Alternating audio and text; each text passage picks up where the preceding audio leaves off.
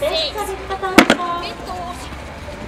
Tessa nappasi tuosta 0 äsken, mutta ei nappaa nyt. Sen oli kyökkäytiminen tuonne vaikealle hyppykulmalle.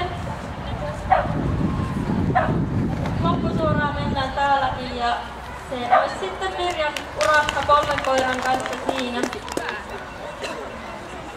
38.11 heidän suoritusaika ja näin sai sitten meidän viimeinen starttaja lähtöluvan eli Sileäkarvainen noutaja Aamu.